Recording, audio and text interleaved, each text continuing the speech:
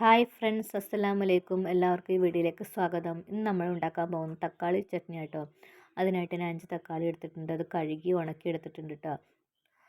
ഇനി അത് കട്ട് ചെയ്തെടുക്കാം. അതിലേക്ക് ആവശ്യത്തിനുള്ള പുളി വേണം, വെളുത്തുള്ളി വേണം, 5 അല്ലി.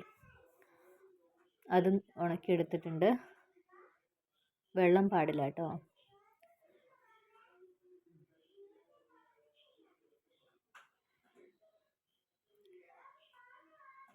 ഇനി ഒരു കുക്കർ എടുത്ത് നമുക്കത് വേവിച്ചെടുക്കണം. അതിനായിട്ട് അതിലേക്ക് 3 സ്പൂണോളം നല്ലെണ്ണയാണ് ചേർത്ത് കൊടുത്തേക്കുന്നത് കേട്ടോ. അതിലേക്ക് തക്കാളി ഇട്ട് കൊടുക്കാം, പുളിയും വെളുത്തുള്ളിയും ഇട്ട് കൊടുക്കാം. ഒരു തുള്ളി വെള്ളം പോലും ചേർക്കരുത് കേട്ടോ. നമുക്കത് വേവിച്ചെടുക്കണം. ഒരു 3 വിസിലടിക്കട്ടെ. ഇനി നമുക്കതിലേക്കുള്ള ആവശ്യങ്ങൾ കൂട്ടണത്. ഇനി ഒരു പാൻ അടുപ്പത്ത് വെച്ച് അതിലേക്ക് എണ്ണ ചൂടാവുമ്പോൾ കടുകിട്ട് പൊട്ടിക്കാം. കടുക് പൊട്ടി വരുമ്പോഴത്തേക്കും നമുക്ക് കുറച്ച് വെളുത്തുള്ളി ചേർത്ത് ഇളക്കി യോജിപ്പിച്ചെടുക്കാം. അതൊന്ന് വഴണ്ട് വരട്ടെ. അതിലേക്ക് വറ്റൽമുളക് ആഡ് ചെയ്യാം. അത് മൂത്ത് വരുമ്പോഴത്തേക്കും ആവശ്യത്തിനുള്ള കറിവേപ്പില കൂടി ആഡ് ചെയ്യണം.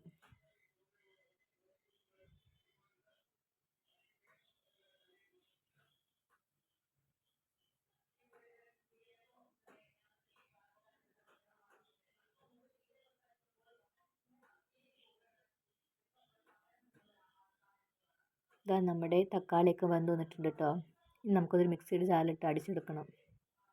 ഒരു തുള്ളി വെള്ളം ചേർത്തിട്ടില്ല, പക്ഷെ നല്ല വെള്ളം ഉണ്ടല്ലോ, തക്കാളിയിലെ വെള്ളമാണ് കേട്ടോ അത്. നമുക്കത് മിക്സിയുടെ ജാറിലിട്ട് അടിച്ചെടുക്കാം.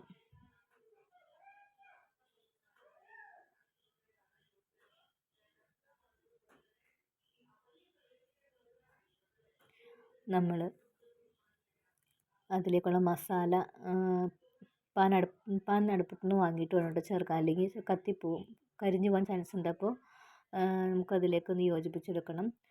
കാശ്മീരി മുളക് പൊടി ഒരു വലിയ സ്പൂണോളം ചേർത്തിട്ടുണ്ട്. പിന്നെ 1/2 സ്പൂൺ മല്ലിപ്പൊടി ചേർത്തിട്ടുണ്ട്. നന്നായിട്ട് യോജിപ്പിച്ചെടുക്കാം.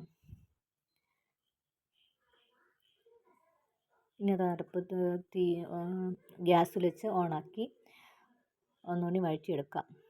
ഇനി അതിലേക്ക് അരച്ചെടുത്തിട്ടുള്ള തക്കാളിയുടെ അരപ്പ് ചേർത്ത് നന്നായിട്ട് യോജിപ്പിച്ചെടുക്കാം. തക്കാളിയിലെ വെള്ളം വറ്റുന്നതുവരെ നമുക്ക് ഇളക്കി യോജിപ്പിച്ചെടുക്കണം. ഒന്ന് കുറുകി വരട്ടെ. വെള്ളം ഇരുന്നാൽ അത് കേടാവാൻ ചാൻസ് ഉണ്ട് കേട്ടോ. അന്നൊന്ന് യൂസ് ചെയ്യണമെങ്കിൽ കുഴപ്പമില്ല, അത് എടുത്തു വയ്ക്കാനാണെങ്കിൽ അത് നന്നായിട്ട് വറ്റിച്ചെടുക്കണം. അതിനാവശ്യമുള്ള ഉപ്പ് ചേർക്കണം. ഇതിന് പുളി കൂടുതലാണെങ്കിൽ, നമ്മുടെ ഈ ചട്നിക്ക് പുളി കൂടുതലാണെങ്കിൽ നമുക്കതിലേക്ക് കുറച്ച് പഞ്ചസാരയോ അല്ലെങ്കിൽ ശർക്കരയോ ചേർക്കാം. ഞാനിവിടെ ഒന്നും ചേർത്തിട്ടില്ല. നമുക്ക് നന്നായിട്ടത് വെള്ളം പറ്റിച്ചെടുക്കാം. എണ്ണ തെളിയുന്നത് വരെ പറ്റിച്ചെടുക്കാം.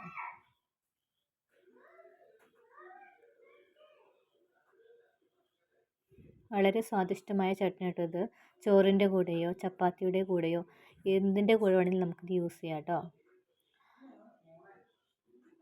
നമുക്കിത്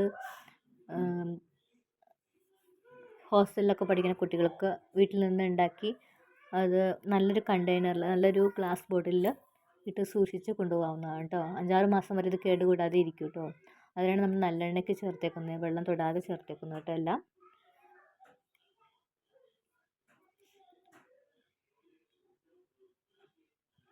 ഈ വീഡിയോ കാണുന്ന കൂട്ടുകാരാരെങ്കിലും സബ് ചെയ്യാത്തുണ്ടെങ്കിൽ സബ് ചെയ്യണം കേട്ടോ. ലൈക്ക് ചെയ്യണേ, ഷെയർ ചെയ്യണേ, കമൻറ്റ് ചെയ്യണേ. Thank you. അസ്സലാമു അലൈക്കും.